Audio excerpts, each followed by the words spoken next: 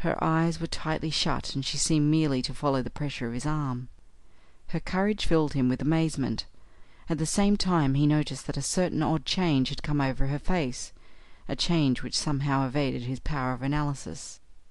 "There's nothing here, auntie," he repeated aloud, quickly.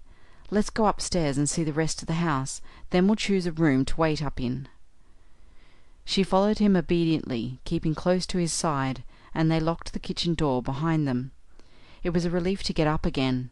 In the hall there was more light than before, for the moon had travelled a little further down the stairs.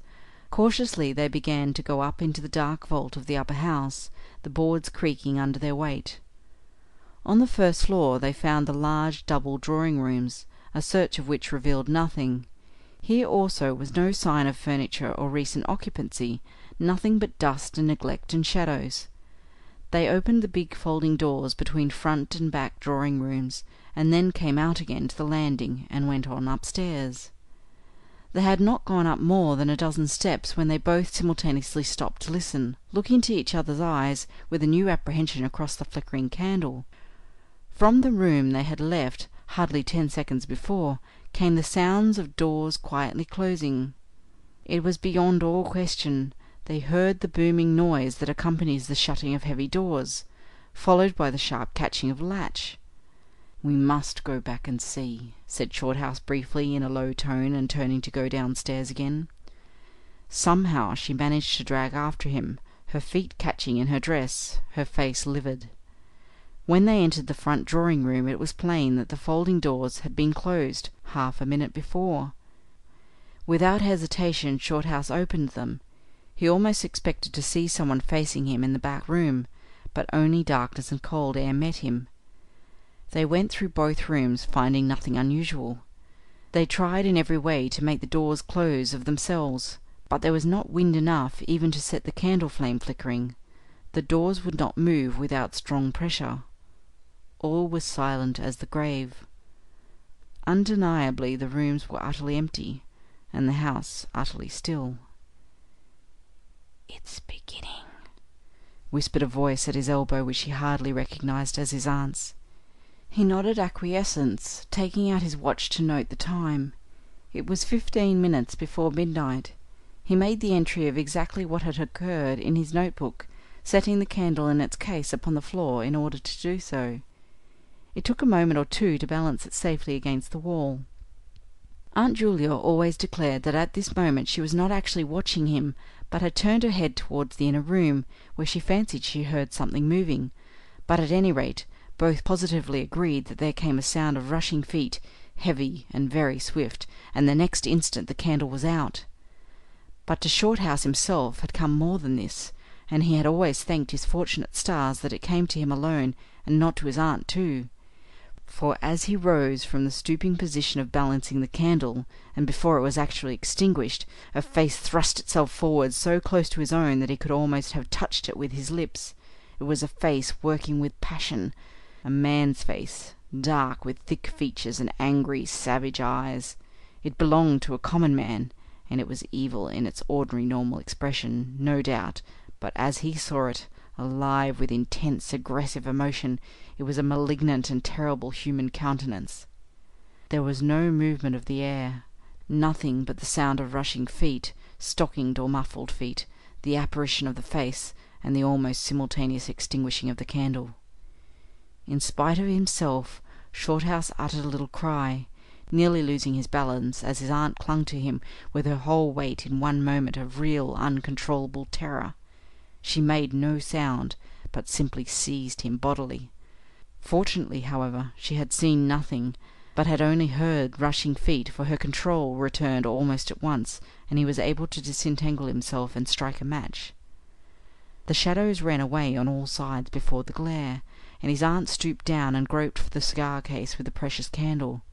Then they discovered that the candle had not been blown out at all. It had been crushed out.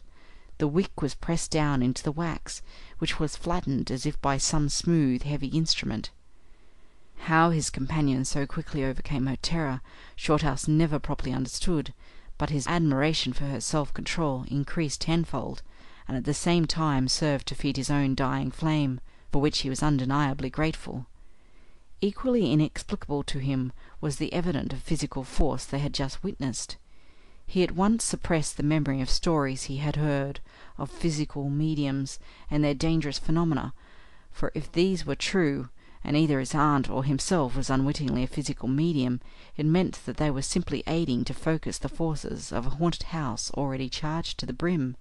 It was like walking with unprotected lamps among uncovered stores of gunpowder. So, with as little reflection as possible, he simply relit the candle and went up to the next floor. The arm in his trembled, it is true, and his own tread was often uncertain, but they went on with thoroughness, and after a search revealing nothing, they climbed the last flight of stairs to the top floor of all. Here they found a perfect nest of small servants' rooms, with broken pieces of furniture, dirty cane-bottom chairs, chests of drawers, cracked mirrors, and decrepit bedsteads.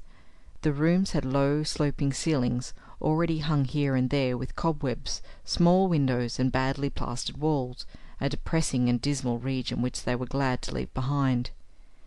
It was on the stroke of midnight when they entered a small room on the 3rd floor, close to the top of the stairs, and arranged to make themselves comfortable for the remainder of their adventure. It was absolutely bare, and was said to be the room, then used as a clothes closet, into which the infuriated groom had chased his victim and finally caught her. Outside, across the narrow landing, began the stairs leading up to the floor above, and the servants' quarters where they had just searched. In spite of the chilliness of the night, there was something in the air of this room that cried for an open window. But there was more than this. Shorthouse could only describe it by saying that he felt less master of himself here than in any other part of the house. There was something that acted directly on the nerves, tiring the resolution, enfeebling the will. He was conscious of this result before he had been in the room 5 minutes, and it was in the short time they stayed there that he suffered the wholesale depletion of his vital forces, which was, for himself, the chief horror of the whole experience.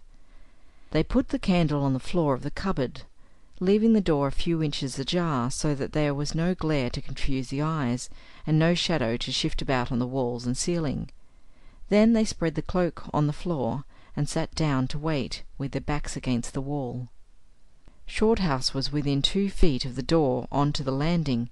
His position commanded a good view of the main staircase leading down into the darkness, and also of the beginning of the servants' stairs going to the floor above. The heavy stick lay beside him within easy reach. The moon was now high above the house. Through the open window they could see the comforting stars like friendly eyes watching in the sky. One by one the clocks of the town struck midnight, and when the sounds died away, the deep silence of a windless night fell again over everything. Only the boom of the sea, far away and lugubrious, filled the air with hollow murmurs. Inside the house the silence became awful. Awful, he thought, because any minute now it might be broken by sounds portending terror. The strain of waiting told more and more severely on the nerves. They talked in whispers when they talked at all, for their voices aloud sounded queer and unnatural. A chillness, not altogether due to the night air, invaded the room and made them cold. The influences against them, whatever these might be, were slowly robbing them of self-confidence, and the power of decisive action. Their forces were on the wane, and the possibility of real fear took on a new and terrible meaning. He began to tremble for the elderly woman by his side, whose pluck could hardly save her beyond a certain extent. He heard the blood singing in his veins. It sometimes seemed so loud that he fancied it prevented his hearing properly certain other sounds that were beginning very faintly to make themselves audible in the depths of the house. Every time he fastened his attention on these sounds, they instantly ceased. They certainly came no nearer, yet he could not rid himself of the idea that movement was going on somewhere in the lower regions of the house. The drawing-room floor, where the doors had been so strangely closed, seemed too near. The sounds were further off than that. He thought of the great kitchen, with the scurrying blackbeetles, and of the dismal little scullery, but somehow or other they did not seem to come from there either. Surely they were not outside the house. Then suddenly the truth flashed into his mind, and for the space of a minute he felt as if his blood had stopped flowing and turned to